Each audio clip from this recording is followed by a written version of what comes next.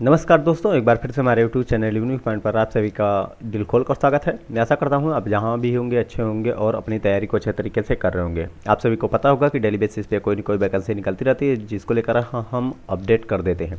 तो आज जिस अब वैकेंसी की मैं बात करने वाला हूँ, वो वैकेंसी आपकी उत्तर प्रदेश पंचायत सहायक भर्ती की बात करने वाला हूँ। जी हाँ, ये भर्ती आपकी निकाली गई है और ये ओनली फॉर 12वीं, यानी आप 12वीं पास हैं तब आप इस फॉर्म को फिलअप कर सकते हैं। 12वीं से ऊपर भी आपके पास डिग्री है तो कोई दिक्कत नहीं है, आप फॉर्म को फिलअप कर सकते हैं। आप और जानेंगे कि अप्लाई प्रोसेस क्या रहने वाला है, कैसे आपको फॉर्म को अप्लाई करना है। और उसके बाद सबसे इम्पोर्टेंट पॉइंट ये है कि इसमें कोई भी एग्ज़ाम नहीं लिया जाएगा और कोई भी फीस नहीं है।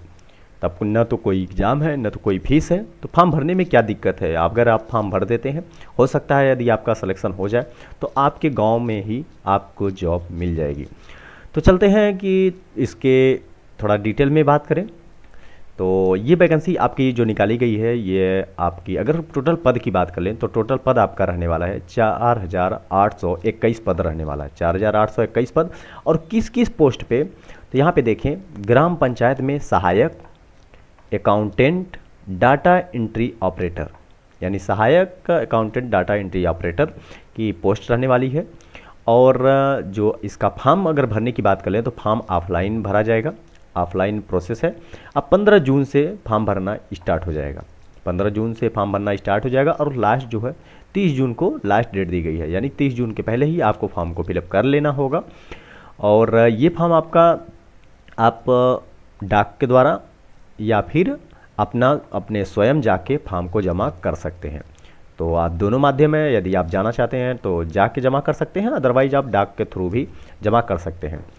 तो अगर बात कर लें कि इसमें एलिजिबिलिटी की, तो एलिजिबिलिटी आपकी केवल 12वीं पास मांगा गया है, यानी आप 12वीं पास हैं तो आप इस फॉर्म को फिलअप कर सकते हैं, आप एलिजिबल हैं।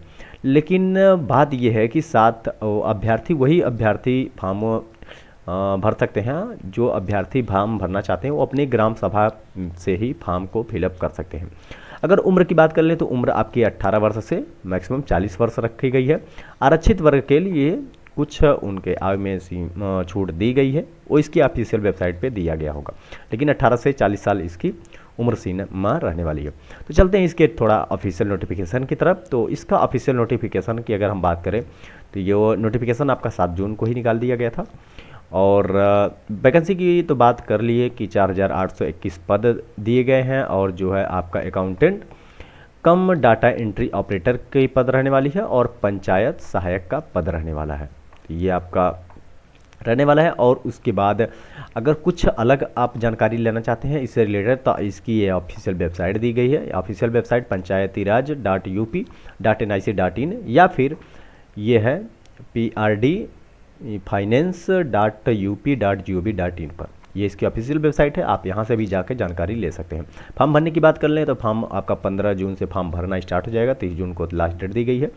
और फॉर्म की जो प्रक्रिया है, आपकी चयन प्रक्रिया जो रहने वाली है कि आपका चयन कब कैसे कैसे होगा, तो ये पूरा प्रोसेस दिया गया है कि फॉर्म कैसे भरना, फॉर्म कितने, मतलब जो है अगर बात कर लें कि आपके ग्राम प्रधान द्वारा ये 12 से 14 तारीख के बीच में आपको सूचना मिल जाएगी। जैसे गांव की जो सूचना पट होता है, यानी बोल सकते हैं जहाँ पे सूचना लिखी जाती है वहाँ पे आपको सूचना मिल जाएगी। उसके बाद फॉर्म भरने का जो प्रोसेस है वो 15 जून से 30 जून तक है। अब फॉर्म कहाँ भर के कहाँ जमा करना है, तो जिला पंचायत राज अधिकारी कार्यालय में जमा कर सकते हैं या फिर विकासखंड कार्यालय में जमा कर सकते हैं या फिर ग्राम पंचायत कार्यालय में आवेदन आप जमा कर सकते हैं। तो ये 3 जगह आप कहीं भी जमा कर सकते हैं। बाकी ये सिलेक्शन प्रोसेस की प्रक्रिया है कि कैसे कैसे फॉर्म निर्गत होगा और कब फाइनली आपका सिलेक्शन होगा।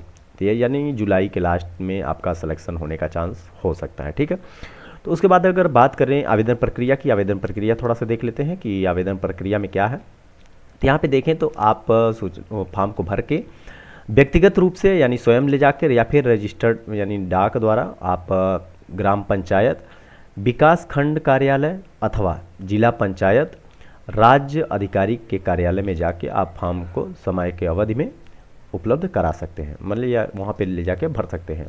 बाकी चयन प्रक्रिया आपके दिए गए निर्देशों के अनुसार होगी।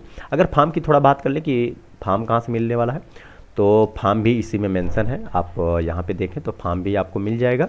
ये फॉर्म प्रक्रिया है, फॉर्म यहाँ से भर सकते हैं आप, भर के उसके बाद आप ले जाके जमा कर सकते हैं। और रही बात पीडीएफ की, तो ये पीडीएफ आपको टेलीग्राम ग्रुप में मिल जाएगा, जिसका लिंक आपको वीडियो के डिस्क्रिप्शन बॉक्स में मिल जाएगा। तो वहाँ से जाके आप फॉर्म को डाउनलोड कर सकते हैं और फॉर्म भरना चाहते हैं तो भर सकते हैं।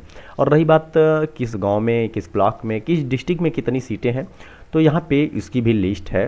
यहाँ पे लगभग अगर देखें तो ये आपकी 92 पेज की लिस्ट है। तो आप अगर इसको पढ़ना चाहें, देखना चाहें कि किस ग्राम पंचायत में कितनी सीटें हैं, यानी किस डिस्ट्रिक्ट में कितनी सीटें हैं, तो आप देख सकते हैं। तो ये लिस्ट भी आपको वहीं पे टेलीग्राम ग्रुप पे मिल जाएगी। दोनों लिस्ट आप वहाँ से जाके डाउनलोड करके फॉर्म भर के अगर आप इच्छुक हैं तो आप ज़रूर भरिए।